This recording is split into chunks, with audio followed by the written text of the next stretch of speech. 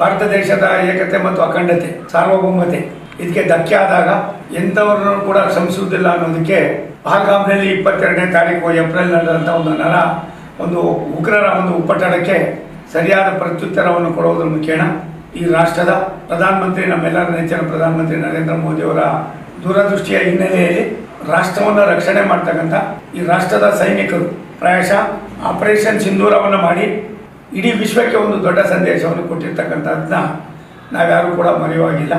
ಈ ಸಂದೇಶದ ಹಿನ್ನೆಲೆ ಭಾರತದ ಸಾರ್ವಭೌಮತೆಗೆ, ಭಾರತದಲ್ಲಿ ವಾಸ ಮಾಡ್ತಕ್ಕಂಥ 142 ಕೋಟಿ ದೇಶವಾಸಿಗಳಿಗೆ, ಮುಗ್ಧರಿಗೆ ಅನಾನುಕೂಲತೆ ಆದಾಗ, ನರಮೇಧ ಆದಾಗ, ಅವರನ್ನು ಉಗ್ರರು ಕೊಲೆ ಮಾಡಿದಾಗ ಯಾವ ರೀತಿ ಆ ದೇಶವನ್ನು ನಾವು ಕಾಡಿಸಬೇಕು ಅನ್ನೋದನ್ನು ಚಿಂತನೆ ಮಾಡಿ ಪಾಕಿಸ್ತಾನದಲ್ಲಿ ಉಗ್ರರಿಗೆ ಏನು ರಕ್ಷಣೆಯನ್ನು ಕೊಟ್ಟು ಅವರನ್ನು ಬೆಳೆಸ್ತಾ ಇರ್ತಕ್ಕಂಥ ಪಾಕಿಸ್ತಾನಿಯರಲ್ಲಿ ವಾಸ ಮಾಡ್ತಾ ಇರ್ತಕ್ಕಂಥ 9 ಉಗ್ರರ ತಾಣಗಳನ್ನು ಧ್ವಂಸ ಮಾಡೋದ್ರ ಮುಖೇನ ಎಷ್ಟೇ ದೊಡ್ಡ ರಾಷ್ಟ್ರ ಆದರೂ ಕೂಡ ಉಗ್ರವಾದಿಗಳಿಗೆ ರಕ್ಷಣೆ ನೀಡ್ತಕ್ಕಂಥದಕ್ಕೆ ನಾವು ಕ್ಷಮಿಸೋದಿಲ್ಲ ಅನ್ನೋ ಒಂದು ಸಂದೇಶವನ್ನು ರಾಷ್ಟ್ರದ ಪ್ರಧಾನಮಂತ್ರಿಗಳು ನೀಡೋದ್ರ ಮುಖೇನ ರಾಷ್ಟ್ರದ ನಮ್ಮ ಸೈನಿಕರ, ಈ ರಾಷ್ಟ್ರವನ್ನು ರಕ್ಷಣೆ ಮಾಡ್ತಕ್ಕಂಥ ಆ ನಾಯಕರಿಗೆ ಆತ್ಮಸ್ಥೈರ್ಯವನ್ನು ತುಂಬುವುದಕ್ಕೋಸ್ಕರವಾಗಿ ದಿನಾಂಕ 28ನೇ ತಾರೀಕು ತುಮಕೂರು ಜಿಲ್ಲೆಯ ತಿಪಟೂರಿನಲ್ಲಿ ಒಂದು ತಿರಂಗ ಯಾತ್ರೆಯನ್ನು ಕೈಗೊಂಡಿರ್ತಕ್ಕಂಥದ್ದು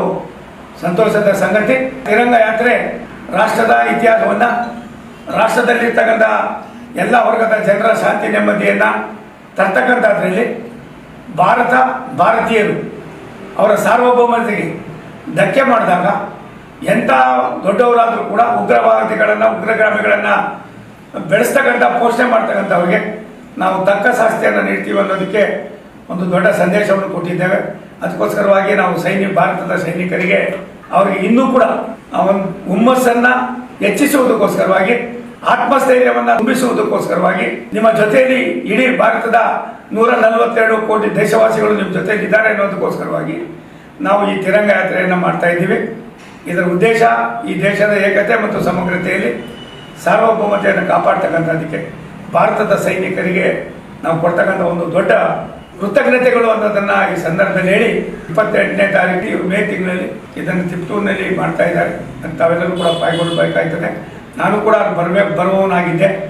ಆದರೆ ಗುಜರಾತ್ನಲ್ಲಿ ನಮ್ಮ ಇಲಾಖೆಯ ಕಾರ್ಯಕ್ರಮಗಳಿರೋದ್ರಿಂದ ನಾನು ಅಲ್ಲಿ ಬಂದು ನಿಮ್ಮ ಜೊತೆಯಲ್ಲಿ ಸೇರಿ ನಿಮ್ಮನ್ನು ನೋಡ್ತಕ್ಕಂಥ ಅವಕಾಶಗಳಿಗೆ ವಂಚಿತನಾಗಿದ್ದೇನೆ.